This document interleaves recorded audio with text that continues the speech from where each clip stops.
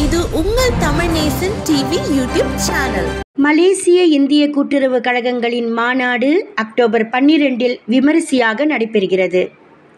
மலேசிய இந்தியர்களின் கூட்டுறவு கழகங்களின் மாநாடு வரும் அக்டோபர் 12 மிகப்பெரிய அளவில் நடைபெறுகிறது. Kuala Lumpur Brickfields little India bank Rakyat மாநாட்டு மண்டபத்தில் இந்த மாநாடு நடைபெறுகிறது என்று தொழில் முனைவோர் மேம்பாட்டு கூட்டுறவு துணை அமைச்சின் துணை அமைச்சர் டத்தோஸ்ரீ ரமணன் தெரிவித்தார். மலேசியாவில் இப்படி ஒரு மாநாடு நடைபெறுவது இதுவே முதல் முறையாகும்.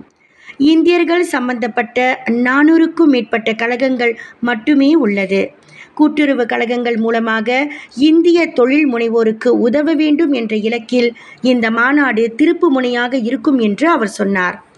நாட்டில் உள்ள இந்திய கூட்டுறவு கழகங்களின் வளர்ச்சிக்கும் மேம்பாட்டிற்கும் உதவும் வகையில் இந்த மாநாடு வழிவகுக்கும். இந்த கூட்டுறவு மாநாட்டை முன்னிட்டு இன்று மாநாட்டின் சின்னத்தை டத்தோஸ்ரீ ரமணன் அதிகாரப்பூர்வமாக திறந்து வைத்தார் என்பது குறிப்பிடத்தக்கது.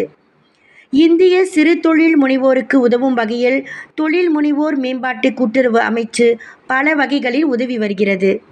ஸ்கூமி பெண் தொழில் முனைவோர் திட்டம், அமனா இக்தியார் மலேசியா, தங்கூன் பேங்க் ராயாட் மற்றும் இவெப் திட்டம் வாயிலாக உதவிகள் வழங்கப்பட்டு வருகிறது என்று அவர் சொன்னார். வணக்கம். இன்னைக்கு நம்ம இவ்வளோ முக்கியம் கொடுக்குறோம் இந்த லோகோ லான்ச்சிங்க்கு. இந்த லோகோ ஒரு சிம்பிளாக வரப்போகுது.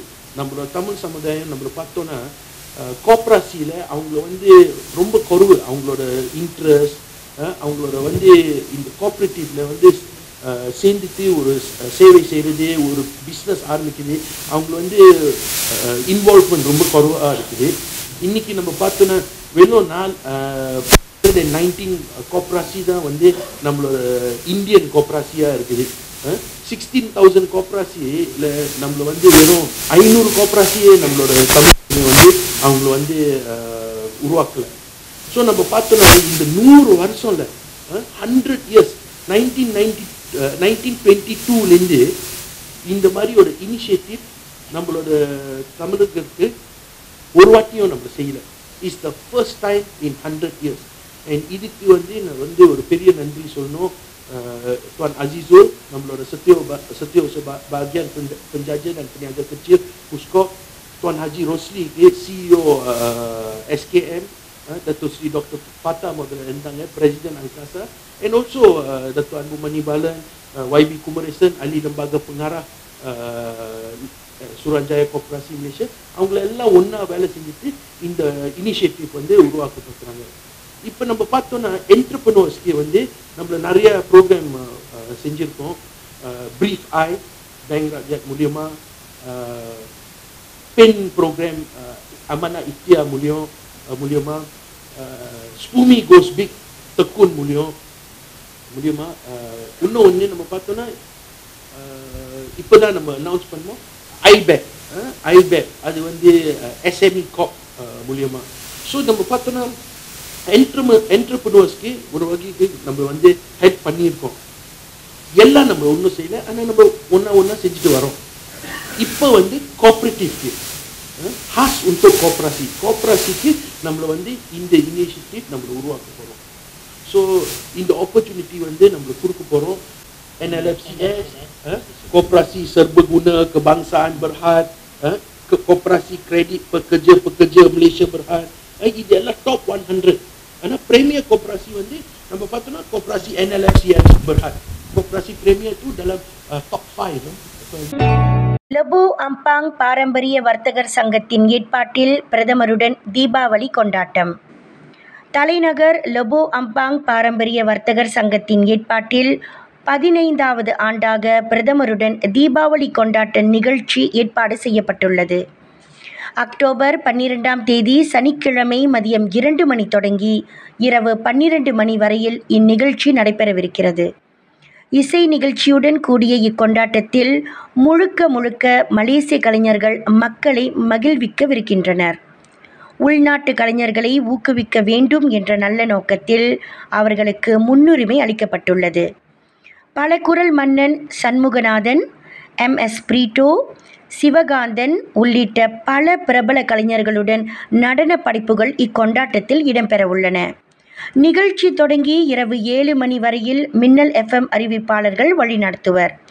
7 மணிக்கு பின்னர் உள்ளூர் கலைஞர்களின் ஆடல் பாடல் நிகழ்ச்சிகள் இடம்பெற உள்ளது. இந்நிகழ்ச்சியை கவிமாறன் அறிவிப்பாளராக வழிநடத்துவார். ஆண்டுதோறும் வசதி குறைந்த மக்களுக்கு தீபாவளி அன்பளிப்புகளை வழங்குவதை இச்சங்கம் முக்கிய அங்கமாக கொண்டுள்ளது என அதன் தலைவர் முகமது இஸ்மாயில் பின் அப்துல் ஹமீத் தெரிவித்தார். இவ்வாண்டும் 500 குடும்பங்களுக்கு தீபாவளி அன்பளிப்புகளை வழங்க திட்டம் கொண்டுள்ளது. அதோடு இந்நிகழ்ச்சியில் 1000 பேருக்கு உணவு ஏற்பாடு செய்யப்பட்டுள்ளது. இந்நிகழ்ச்சியின் சிறப்பு அங்கமாக பள்ளி மாணவர்களுக்கு சிறப்பு பரிசுகளும் வழங்கப்படுகின்றன. வர்த்தகத்தின் மூலம் கிடைக்கப்பெறும் லாபத்தில் மக்களுக்கு தொண்டு செய்ய வேண்டும் என்ற உன்னத நோக்கத்தில் ஆண்டுதோறும் இந்நிகழ்ச்சி ஏற்பாடு செய்யப்பட்டுள்ளன. பிரதமருடன் தீபாவளி கொண்டாட்டம் என்பதுதான் இந்நிகழ்ச்சியின் முதன்மை நோக்கமாக உள்ளது. அந்த வகையில் முன்னாள் பிரதமர் டத்தோஸ்ரீ நஜீப் துன் ரசாக்கை லெபோ அம்பாங்கிற்கு அழைத்து வந்ததில் மயிகாவின் தேசிய துணைத் தலைவர் டத்தோஸ்ரீ எம் சரவணன் முக்கிய பங்கு உண்டு. ஒவ்வொரு ஆண்டும் சங்கத்திற்கு சரவணன் அளித்து வரும் ஆதரவிற்கு இவ்வேளையில் நன்றியை தெரிவித்துக் கொள்கிறோம். இவ்வாண்டு நடைபெறவுள்ள நிகழ்ச்சிக்கும் டத்தோஸ்ரீ சரவணன் சிறப்பு வருகை புரியவிருக்கிறார். இக்கொண்டாட்டத்திற்கு சிறப்பு வருகை புரிய பிரதமர் டத்தோஸ்ரீ அன்வார் இப்ராஹிமிற்கு சங்கத்தின் சார்பில் அழைப்பு விடுக்கப்பட்டுள்ளதையும் முகமது இஸ்மாயில் குறிப்பிட்டார். இந்நிகழ்ச்சியை சிறப்பான முறையில் ஏற்பாடு செய்ததோடு அனைத்து உதவிகளையும் புரிந்த சங்க உறுப்பினர்கள் அனைவருக்கும் நன்றி தெரிவித்துக் கொள்வதாகவும் அவர் சொன்னார். வணக்கம். லெபோ அம்பாங் பாரம்பரிய வர்த்தக சங்கத்துடைய 15ஆம் ஆண்டு பிரதமரோடு தீபாவளி திருநாள் மிக சிறப்பாக வரக்கூடிய அக்டோபர் 12ஆம் தேதி சனிக்கிழமை அன்று மதியம் 2 மணி தொடங்கி நள்ளிரவு 12 மணி வரைக்கும் நடைபெறப் போகிறது. முழுக்க முழுக்க நம் நாட்டு மலேசிய கலைஞர்களால் இந்த நிகழ்ச்சி படைக்க போகிறாங்க. அது மட்டும் இல்லாமல் ஆடல் பாடல்லாம் இருக்கும். 500 பேருக்கு மேலே அன்பளிப்பு தராங்க. லெபோ அம்பாங் வர்த்தக சங்கம் 1000 பேருக்கு மேலே சாப்பாடு கொடுக்குறாங்க. அது மட்டும் இல்லாமல் பள்ளி மாணவர்களுக்கு சிறப்பு பரிசுகளும் கொடுக்குறாங்க. யாம் பெற்ற இன்பம் பெருக வையகங்கிற மாதிரி வர்த்தகர்களுக்கு கிடைக்கக்கூடிய லாபத்திலிருந்து இதெல்லாம் பொதுமக்களுக்கு செய்யப்படுகிறது. 14 வருஷத்தை கடந்து ஒரு நிகழ்ச்சி நடக்குது அப்படின்னு சொன்னால் பெரிய விஷயம். இதை பார்த்து கொண்டிருக்கக்கூடிய எல்லா ரசிகர்களும் எல்லா மலேசியர்களும் மறக்காமல் அக்டோபர் 12ஆம் தேதி லெபோ அம்பாங்க்கு வாங்க. மாலை நேரத்தில் மகிழ்ச்சியான நிகழ்ச்சியிலே கொண்டாடுவோம். வெள்ளத்தில் பாதிக்கப்பட்ட மக்களை டத்தோஸ்ரீ ரமணன் நேரில் சந்தித்து உதவி வழங்கினார். நேற்று சிலாங்கூரில் பெய்த அடைமழையின் காரணமாக சுங்கை புலோவின் பல இடங்களில் வெள்ளம் ஏற்பட்டது.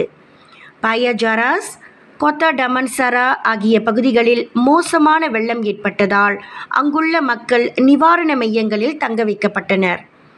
டேவான் கனாங்கா நிவாரண மையத்தில் பாதிக்கப்பட்ட 450 பேர் தங்க வைக்கப்பட்டுள்ளனர். டேவான் ஸ்ரீ பகியில் 85 பேர் தங்கியுள்ளனர். தகவல் அறிந்து உடனடியாக பாதிக்கப்பட்டவர்களை நேரில் சென்று சந்தித்ததாக சுங்கைபுலோ நாடாளுமன்ற உறுப்பினரும் தொழில் முனைவோர் மேம்பாடு கூட்டுறவுத்துறை துணை அமைச்சருமான டத்தோஸ்ரீ ஆர் ரமணன் கூறினார். தமது சேவை மைய குழுவினர் பாதிக்கப்பட்ட மக்களுக்கு வேண்டிய உதவிகளை உடனடியாக வழங்கியதை அவர் சுட்டிக்காட்டினார். பேரிடர் காலகட்டத்தில் தமது குழுவினர் அமலாக்க தரப்பினருடன் இணைந்து மக்களுக்கு தேவையான உதவிகளை வழங்கி வருவதாகவும் ரமணன் கூறினார். சக பெண் பணியாளருக்கு ஆபாச மெசேஜ் அனுப்பிய ஆடவர் மீது குற்றச்சாட்டு. வங்கியில் தம்முடன் பணிபுரியும் சக பெண் பணியாளருக்கு ஆபாச மெசேஜ் அனுப்பிய அதிகாரி மீது ஈப்போ மஜிஸ்ட்ரேட் நீதிமன்றத்தில் குற்றச்சாட்டு கொண்டு வரப்பட்டது. மஜிஸ்ட்ரேட் எஸ் புனிதா முன்னிலையில் வாசிக்கப்பட்ட குற்றச்சாட்டினை 52 வயதுடைய ரஸ்மான் ஜமாலுடீன் எனும் ஆடவர் மறுத்து விசாரணை கோரினார். கடந்த 2021ஆம் ஆண்டு மே 20ஆம் தேதி இரவு 10 மணிக்கு மேல் வாட்ஸ்அப்பில் 34 வயதுடைய சக பெண் பணியாளருக்கு அவர் ஆபாச படங்கள், வார்த்தைகளை அனுப்பியதாக குற்றப்பத்திரிகையில் குறிப்பிடப்பட்டிருந்தது. 2500 ரிங்கிட் தொகையுடன் அந்நபருக்கு ஜாமீன் வழங்கப்பட்டது. அதோடு நவம்பர் 25ஆம் தேதி இவ்வழக்கின் அடுத்த விசாரணை நடைபெறும் என மஜிஸ்ட்ரேட் புனிதா தெரிவித்தார்.